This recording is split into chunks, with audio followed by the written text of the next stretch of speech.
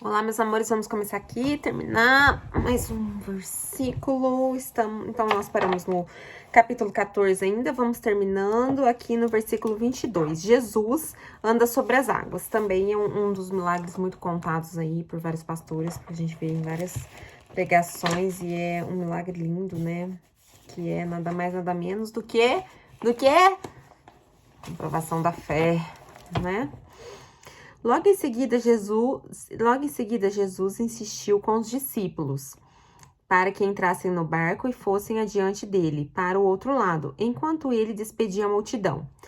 Tendo despedido a multidão, subiu sozinho ao monte para orar. Ao anoitecer, ele estava ali sozinho, mas o barco já estava a considerável distância da terra, fustigado pelas ondas, porque o vento soprava contra ele. À alta madrugada, Jesus dirigiu-se a eles, andando sobre o mar. Quando viram andando sobre o mar, ficaram aterrorizados e disseram: "É um fantasma!" e gritaram de medo. Gente, esses discípulos deviam passar cada aperto com Jesus. E, gente, engraçado que eles já tinham visto tantas coisas que Jesus tinha feito, mas, tipo assim, tudo eles se surpreendiam, né? Uau! Alta madrugada, Jesus dirigiu-se a eles andando sobre o mar. E gritaram de medo. Mas Jesus imediatamente lhes disse: "Coragem, sou eu, não tenham medo." "Senhor," disse Pedro, se é tu, manda-me ir ao seu encontro por sobre as águas." "Venha," respondeu ele. Então Pedro saiu do barco, andou sobre as águas e foi na direção de Jesus. Mas, quando reparou no vento, ficou com medo e começou a afundar, gritou: "Senhor, salva-me!" Imediatamente, Jesus estendeu a mão e segurou e disse: "Homem de pequena fé, por que você duvidou?" Quando entraram no barco, o vento cessou. Então, os que estavam no barco o adoraram, dizendo: "Verdadeiramente, tu és filho de Deus." Depois de atravessarem o mar, chegaram a Genezaré. Quando os homens daquele lugar reconheceram Jesus, espalharam a notícia em toda aquela região e lhes trouxeram seus doentes. Suplicavam-lhe que apenas pudesse tocar na borda de seu manto, e todos os que nele tocaram foram curados. Uau! Aqui nesse milagre é bonito da gente ouvir, porque a gente aprende muitas coisas assim em poucos versículos. Primeiro, que se Jesus estende a mão para você e ele sempre vai estar estendendo, não tem como você não andar sobre as águas, né? E o que me chama a atenção é que ele não quis andar sobre as águas simplesmente, né? Vamos andar ali naquela lagoa. Não, ele estava andando sobre as águas enquanto o mar estava agitado, enquanto o vento estava soprando, estava balançando o barco, estava balançando, a água estava forte. Não foi simplesmente andar sobre um laguinho, né? Vamos andar ali no laguinho, na piscina, né? Não estava uma piscina, estava agitado. Então, quando ele entrou no barco, foi que as águas se acalmaram. Quer dizer, quando Jesus entrar no seu barco, a turbulência e a tempestade vai passar. E quando você entender que a sua fé é muito forte para você também andar no meio da tempestade junto com ele. Então, ele tá com você na tempestade, segurando a sua mão, e quando ele entra dentro do seu barco, ele faz tudo se acalmar. Isso é assim, surreal. Você ter esse entendimento, você ter isso, guardar isso dentro do seu coração. Que quando Jesus entrar no seu barco, a tempestade vai se acalmar. E quando você estiver lá no meio da tempestade, como Pedro estava, você precisa só ter fé que Jesus vai estender a mão e vai te puxar. E você não pode vacilar. Porque a gente vai com Jesus, de repente dá um vacilo e afunda. E é nesse vacilo que a gente afunda que a gente precisa ter força para falar: "Não, tô aqui, me ajuda." E aí, realmente, a hora que Jesus estender a mão para você, você pega, segura, aperta, que ele vai te socorrer. Tenha fé, por favor. Certo? E uma outra coisa que a gente tira desse versículo também é a coragem, né? A coragem de ir até Jesus, né? Porque Pedro teve a experiência real. Todo mundo que estava ali no barco viu? Viu, todo mundo viu Jesus andando sobre as águas, mas quem foi lá ter essa experiência com Jesus? A sua vida não pode ser só ver as experiências dos outros. A sua vida tem que ser ter experiências com Deus, ter experiências com Jesus, porque é isso que vai te deixar muito mais forte, muito mais em conexão com Deus. Então não fica só dentro do barco por medo, sabe, ali retraído, vendo os milagres acontecerem ao seu redor e nada acontecer na sua vida. Não! Sai do barco, entra na tempestade e confia que Deus vai te fazer andar sobre as águas, porque Ele vai, porque Ele faz. Confia nisso, que você vai ver e vai sentir o surreal de Deus, o surpreendente de Deus, o sobrenatural de Deus. Pare de viver apenas dentro do barco, observando os milagres dos outros. Comece você a ter experiências com Deus. Abra o seu coração e a sua mente e se entregue para isso. Se jogue como Pedro se jogou. Pedro vacilou, mas só que quando ele vacilou, o que ele fez? Qual foi a primeira coisa que ele falou? Me salva! Ele teve, ele teve a mentalidade, na mentalidade dele, que Deus era capaz de salvar ele. E se Deus era capaz de fazer ele andar, também Deus era capaz de salvar. Então a primeira coisa que ele pediu foi para salvar. Então quando você estiver lá no meio da tempestade afundando, o Senhor me salva, porque Ele vai te salvar. Eu tenho certeza. Ok? Lindo, lindo, lindo, lindo. Isso daqui eu amo esse milagre de andar sobre as águas, que passa confiança e ter experiências. Não ficar só no barco, assistindo pessoas terem experiências. Saia do barco. E como que Jesus também foi assim, né? Solícito. Ô, Jesus, quero ir aí. Ele falou, então vem. Jesus não falou assim, não, você tem certeza? Você tem certeza? Você tá certo disso? Você não quer pensar um pouco? Não, na hora. Jesus falou, vem. Quer vir? Vem, entendeu? Deus não vai falar pra você, vamos lá, vamos fazer melhor de 3, vamos pensar, vamos analisar, vamos fazer uma agenda, vamos organizar essa bagunça aí no barco. Não, Jesus falou, quer vir? Vem ter experiências comigo. E é isso que Deus fala todo dia pra você. Vem ter experiências comigo. Aí você fica, será que eu vou? Será que eu não vou? Vou colocar só a pontinha do dedo pra ver se a água tá fria. Não sei, hoje eu tô com uma preguiça. E aí você acaba vivendo essa vida mediana, essa vida medíocre, de vai, não vai, chove, não molha, e acaba sendo o famoso crente morno, né? E água morna, gente, não serve pra nada, nem pra fazer café, nem pra fazer chá, tá bom? Então, vamos lá, vamos ler o capítulo 15, Jesus e a tradição judaica. Então, alguns fariseus e mestres da lei, vindos de Jerusalém, foram a Jesus e perguntaram: por que os seus discípulos transgridem a tradição dos líderes religiosos, pois não lavam as mãos antes de comer? Respondeu Jesus: é porque vocês transgridem o mandamento de Deus por causa da tradição de vocês. Quer dizer, Jesus já tascava logo uma, né? Com os fariseus era bater e levou, né? Instantaneamente. Então, eles estavam reclamando porque eles não lavavam as mãos e Jesus já lascou uma neles, né? Porque vocês transgridem o mandamento de Deus por causa da tradição de vocês? Fez uma pergunta. Pois Deus disse, honra teu pai e tua mãe, e quem amaldiçoar seu pai e sua mãe terá de ser executado.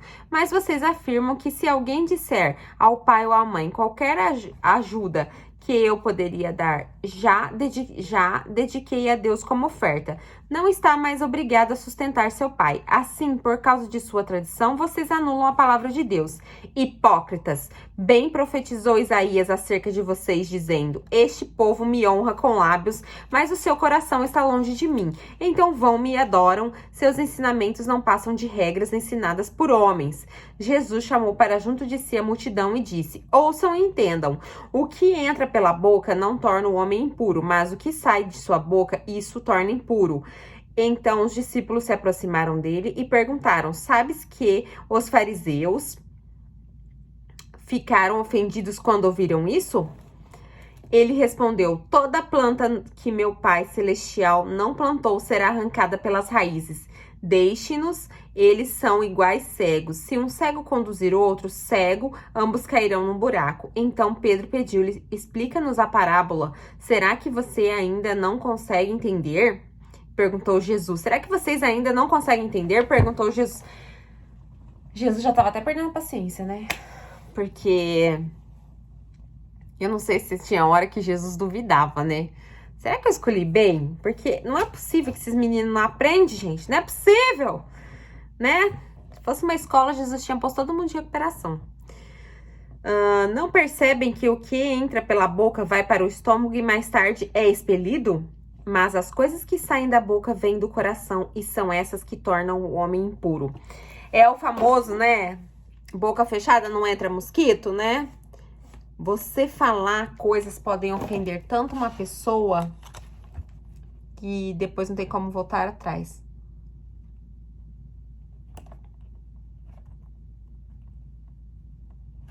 Às vezes a gente se preocupa muito, preciso comer saudável, preciso isso, preciso aquilo, mas aí não se preocupa em cuidar daquilo que sai da boca, né? Que é muito mais sério, né? Do que o que entra. Porque como Jesus falou aqui, né? O que entra pela nossa boca vai pro nosso estômago e depois vira o quê? Vocês já sabem. E o que sai? O que sai pode terminar casamento, pode terminar amizade, pode terminar relacionamentos de anos, pode causar guerras, pode matar pessoas, porque às vezes você atinge tão profundamente o psicológico da pessoa que você pode levá-la à morte. Então é muito sério, a nossa boca é uma arma letal. Se nós não soubermos usá-la, nós podemos causar uma grande destruição. E é exatamente isso que dizem. Não, isso que diz aqui em Mateus 15:17. Não percebem que o que entra pela boca vai para o estômago e mais tarde é expelido? Mas as coisas que saem da boca vêm do coração, e são essas coisas que tornam o homem impuro. Você pode falar coisas até para sua própria condenação. Ok, então vamos lá. Uma mulher cananeia. Desculpa, só continuar aqui. Pois do coração saem os maus pensamentos, os homicídios, os adultérios, as imoralidades sexuais, os roubos, os falsos testemunhos e as calúnias. Essas coisas tornam o homem impuro, mas o comer e o lavar das mãos não torna impuro. Ok? Então, tipo assim, os fariseus estavam preocupados por eles não lavarem a mão, mas que eles iam pegar uma salmonela e ter uma dor de barriga. E Jesus está preocupado com o que está saindo da boca da pessoa, não o que está entrando na boca. Entende? Então, é se preocupar com coisas muito insignificantes quando o master, o grande, né, tá ali, ó. A Deus dará. Vamos lá, uma mulher cananeia demonstra fé. Saindo daquele lugar, Jesus retirou-se para a região de Tiro e de Sidom. Uma mulher cananeia natural dali veio a ele gritando: Senhor, filho de Davi, tem misericórdia de mim? Minha filha está endemoniada, está sofrendo muito. Mas Jesus não lhe respondeu palavra. Então seus discípulos se aproximaram dele e pediram: manda embora, pois vem gritando atrás de nós. Ele respondeu: eu fui enviado apenas às ovelhas perdidas de Israel.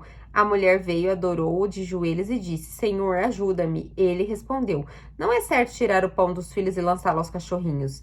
Disse ela: porém, sim, Senhor, mas até os cachorrinhos comem as migalhas que caem da mesa de seus donos.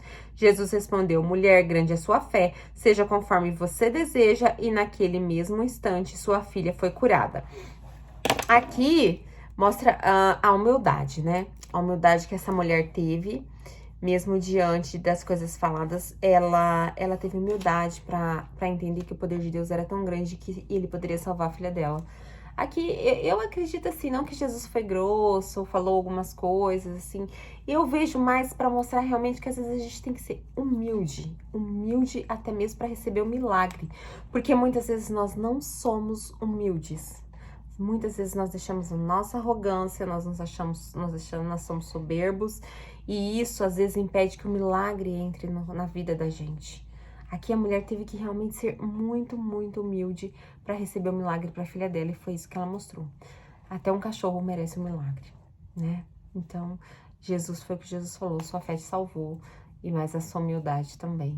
Se ela não fosse humilde, ela poderia, a hora que Jesus falou assim, mas eu vim pro povo de Israel, ela falou assim, então tá bom, que dane-se, que prepotente. Ela poderia ter dado um piti da América ali, não. O que ela fez? Ela foi humilde, ok? A segunda multiplicação dos pães. Jesus saiu dali e foi para a beira do mar da Galileia. Depois subiu um monte e assentou. Uma grande multidão dirigiu-se a ele, levando-lhe os aleijados, os cegos, os mancos, os murchos e muitos outros. Os mudos e muitos outros. Os colocaram aos seus pés e ele os curou. O povo ficou admirado quando viu os mudos falando, os mancos curados, os aleijados andando e os cegos vendo, e louvaram o Deus de Israel. Jesus tomou seus discípulos e disse: Tenho compaixão desta multidão.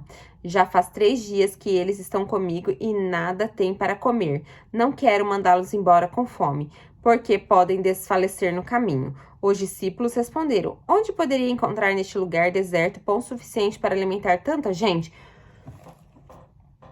Eles já não tinham visto o milagre lá dos peixes? Não.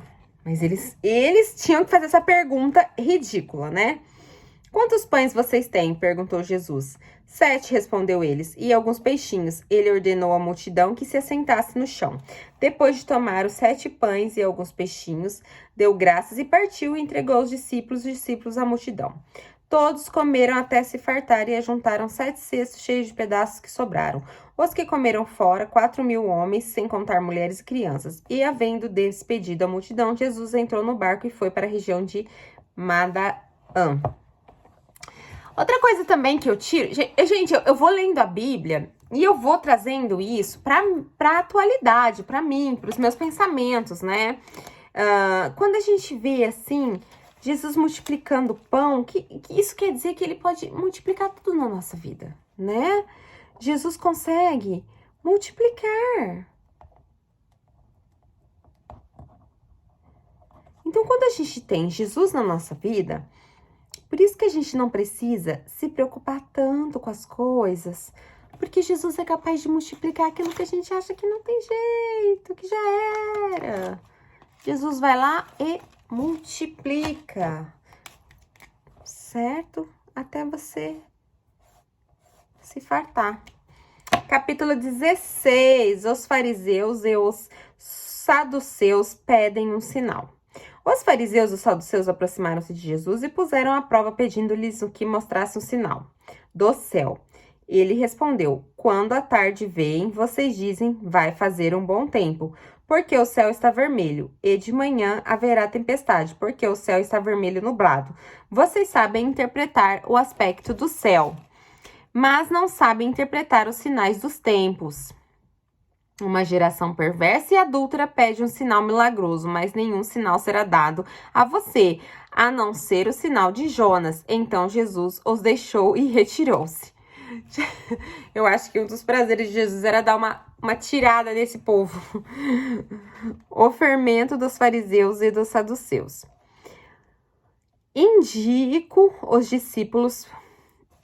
Indo os discípulos para o outro lado do mar, esqueceram-se de levar pão.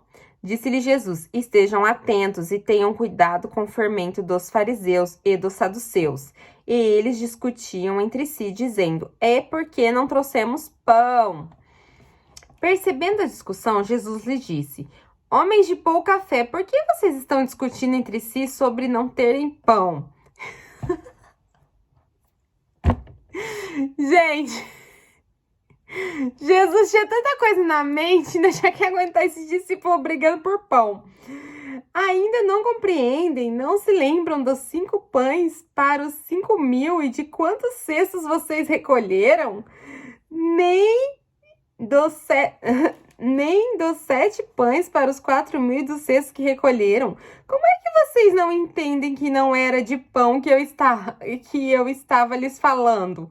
Tomem cuidado com o fermento dos fariseus e dos saduceus. Então, entenderam que não estavam lhe dizendo que tomasse cuidado com o fermento do pão, mas com o ensino dos fariseus e dos saduceus.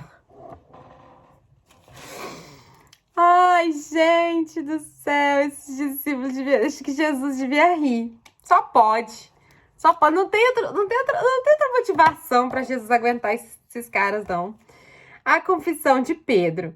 Chegando Jesus à região da Cesareia de Filipe, perguntou aos seus discípulos: quem os outros dizem que o Filho do Homem é?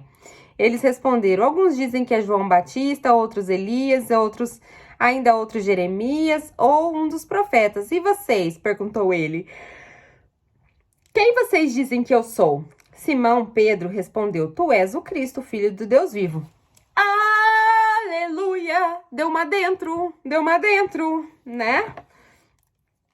Pelo menos deu uma dentro aqui, né? Na resposta. Simão Pedro respondeu: Respondeu Jesus: Feliz é você, Simão, filho de Jonas, porque isso não foi revelado a você por carne ou sangue, mas por meu Pai que está nos céus. Eu digo que você é Pedro, e sobre esta pedra edificarei a minha igreja, e as portas do Hades não poderão vencê-las. Eu darei a você as chaves do reino dos céus. A você ligar na terra, o que você ligar na terra será ligado nos céus, e o que você desligar na terra será desligado nos céus. Então advertiu seus discípulos que não contassem a ninguém que ele era o Cristo.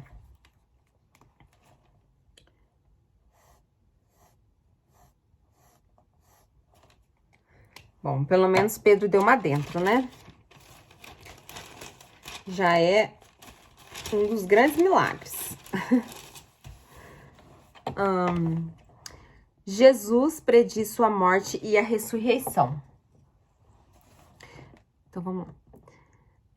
Desde aquele momento, Jesus começou a explicar aos seus discípulos que era necessário que ele fosse para Jerusalém, sofresse muitas coisas nas mãos dos líderes religiosos, dos chefes, dos sacerdotes e dos mestres da lei, e que fosse morto e ressuscitasse no terceiro dia. Então Pedro, chamando-o à parte, começou a repreendê-lo, dizendo: Nunca, Senhor, isso nunca te acontecerá. Pedro deu uma dentro para dar um fora agora, né? É um dentro e um fora. Jesus virou e disse a Pedro: Para trás de mim, Satanás, você é uma pedra de tropeço para mim, e não pensa nas coisas de Deus, mas nas coisas do homem.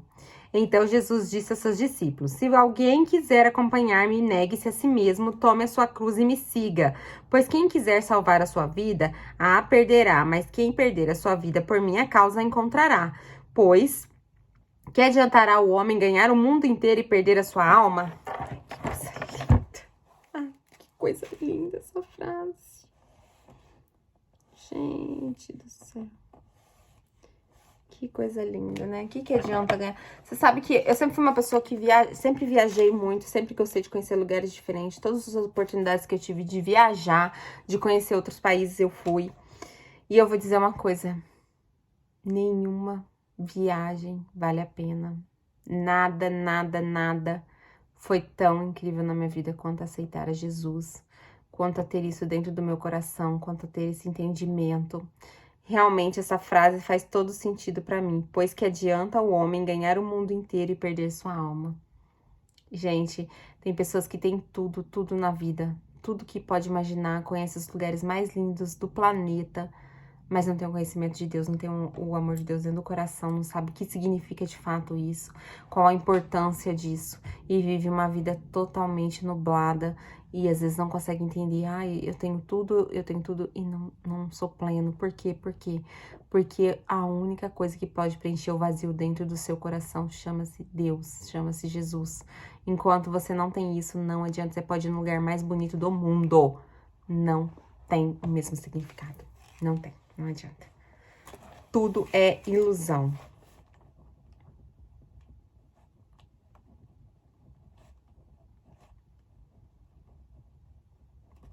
É lindo, lindo, lindo de se ouvir isso. Então, vamos lá.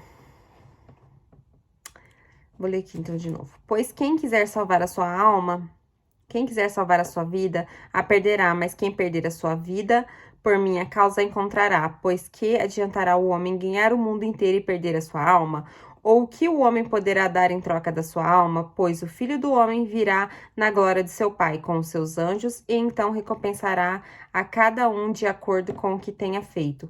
Garanto a vocês que alguns dos que aqui se acham não experimentarão a morte antes de verem o Filho do Homem vindo do seu reino. Vou ler o capítulo 17, vou começar aqui no capítulo 17, vamos ver se dá para ler ele todo, né? A transfiguração. A transfiguração é uma das passagens bíblicas mais fortes aqui do Novo Testamento, então vamos lá. 6 dias depois, Jesus tomou consigo Pedro, Tiago e João, irmão de Tiago, e os levou em particular em um alto monte. Ali ele foi transfigurado diante deles. Sua face brilhou como o sol e suas roupas se tornaram brancas como a luz. Naquele momento, apareceram diante deles Moisés e Elias conversando com Jesus. Então Pedro disse a Jesus: lá vem mais um fora, gente. Senhor, é bom estarmos aqui. Se quiseres, farei 3 tendas, uma para ti, uma para Moisés e outra para Elias. Enquanto ele ainda estava falando, uma nuvem resplandecente os envolveu, e dela saiu uma voz que dizia: este é o meu filho amado, de quem me agrado, ouça-no. Ouvindo isso, os discípulos prostraram-se com o rosto em terra e ficaram aterrorizados. Mas Jesus se aproximou, tocou neles e disse: levantem-se, não tenham medo. E erguendo eles os olhos, não viram mais ninguém a não ser Jesus. Enquanto desciam do monte, Jesus ordenou. Gente, que experiência incrível que esses 3 tiveram, né? Jesus poderia ter levado os 12 lá? Poderiam, mas não. Jesus escolheu os mais próximos dele, né? Para ter essa experiência e para poder ter um relato para contar. Então, vamos lá. Ouvindo isso, enquanto desciam do monte, Jesus lhes ordenou: não contem a ninguém o que vocês viram, até o que o Filho do Homem tenha sido ressuscitado dos mortos. Os discípulos lhe perguntaram: então por que os mestres da lei dizem que é necessário que Elias venha primeiro? Jesus respondeu: de fato, Elias vem e restaurará todas as coisas, mas eu digo a vocês, Elias já veio, e eles não reconheceram, mas fizeram com ele tudo o que quiseram. Da mesma forma, o Filho do Homem será maltratado por eles. Então os discípulos entenderam que era João Batista que ele tinha falado. Ok? Então, o quebra-cabeça vai se encaixando, né? As profecias lá do Velho Testamento vão ganhando forma no Novo Testamento. Aí, é assim, para quem não crê no Novo Testamento, assim, então o que esse povo espera? Tá mais do que claro que tá escrito aqui a Bíblia contando a história, confirmando o que foi escrito há centenas de anos através de Jesus. E muitas pessoas não conseguem crer. A cura de um menino endemoniado. Quando chegaram onde estava a multidão, um homem aproximou-se de Jesus, ajoelhou-se diante dele e disse: Senhor, tem misericórdia do meu filho. Ele tem ataques e está sofrendo muito. Muitas vezes cai no fogo ou na água. Eu trouxe aos teus discípulos, mas eles não puderam curá-lo. Respondeu Jesus: ó geração incrédula e perversa, até quando estarei com vocês? Até quando terei que suportá-los? Traga-me o menino. Acho que Jesus perdia a paciência, viu, gente? Não tinha como, não. Traga-me o menino. Jesus repreendeu o demônio. Este saiu do menino, que daquele momento em diante ficou curado. Então os discípulos aproximaram de Jesus, em particular, e perguntaram: por que não conseguimos expulsá-lo? Ele respondeu: porque a fé que vocês têm é pequena. Eu asseguro que se vocês tiverem fé do tamanho de um grão de mostarda, poderão dizer a este monte: vá daqui para lá, e ele irá. Nada será impossível para vocês. Mas essa espécie só sai pela oração e pelo jejum. Uau! Vamos lá. Importância do jejum e da oração aqui, hein?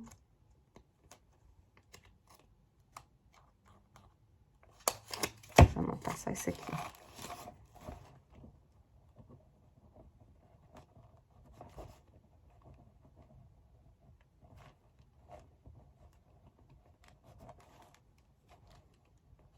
Mateus 17, 21. Eu preciso anotar, gente, senão depois eu esqueço onde tá ou eu me perco. Então, anotando já sai. Reunindo-se eles na Galileia, Jesus lhes disse: o Filho do Homem será entregue nas mãos dos homens. Eles o matarão e no terceiro dia ele ressuscitará. E os discípulos ficaram cheios de tristeza. Quer dizer, para os discípulos estarem cheios de tristeza, eles ainda não tinham entendido qual era o propósito de Jesus. Que era exatamente o fato dele ser morto e ressuscitar é que tornariam ele o cumprimento da profecia. Porque se ele simplesmente morresse, seria como se fosse um ser humano comum, como um dos profetas. Veio, pregou, curou e morreu. That's it. O que torna Jesus o Cristo, que prova para todo mundo, os olhos nus, é que ele ressuscitou, entende? Porque Paulo fez muitos milagres, vários profetas fizeram muitos milagres, Deus operou de várias formas. Então era necessário que a comprovação viesse através da ressurreição, e essa era a única maneira, né? o imposto do templo. Quando Jesus e os discípulos chegaram a Galileia, os coletores de impostos de suas damarcas vieram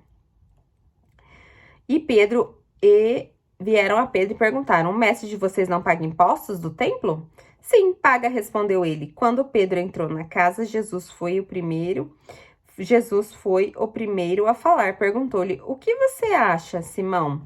De quem os reis da terra cobram tributos e impostos, de seus próprios filhos ou dos outros? Dos outros, respondeu Pedro. Disse-lhe Jesus: então os filhos estão isentos, mas para não escandalizá-los, vá ao mar e jogue o anzol. Tire o primeiro peixe que você pegar, abra a boca e você encontrará uma moeda de 4 dracmas. Pegue-a e entregue a eles para pagar o meu imposto e o seu. Foi a primeira vez que Jesus operou em relação a dinheiro, né? Porque até então Jesus não aparece assim que ele tinha necessidade de buscar por dinheiro, né? Ele tinham pessoas que acompanhavam ele, que mantinham ele de certa forma. Mas ele era Deus, então o que ele quisesse ele poderia fazer. E aqui ele mostra que às vezes você tá com tantos problemas financeiros e às vezes pode surgir de onde você menos espera. Quem esperaria que Jesus ia tirar dinheiro de um peixe? Então às vezes o seu milagre pode vir de onde você menos espera. Às vezes seu problema financeiro pode ser resolvido de onde você menos espera. Então não fica às vezes aflito, gente, por causa de dinheiro. Não, fica calmo. Às vezes a única coisa que você precisa ter é paciência e fé e entender que não vai te faltar nada se você estiver na presença de Deus. Se você confiar em Deus, nada vai te faltar. Eu garanto. Deus supre, Deus nutre, Deus ampara, Deus vai estar sempre ali se você estiver na presença dele. Ok, meus amores, finalizando aqui. Vamos parar no capítulo, vamos iniciar no próximo vídeo o capítulo 18 de Mateus. E eu acho que ainda vai mais um. Deixa eu ver. Eu acho que ainda vai. Talvez mais 1 ou 2 vídeos. Eu acho que talvez se eu ler mais rápido. Talvez 2. Talvez 1. A gente descobre com o tempo. Um beijo, meus amores, e fiquem com Deus.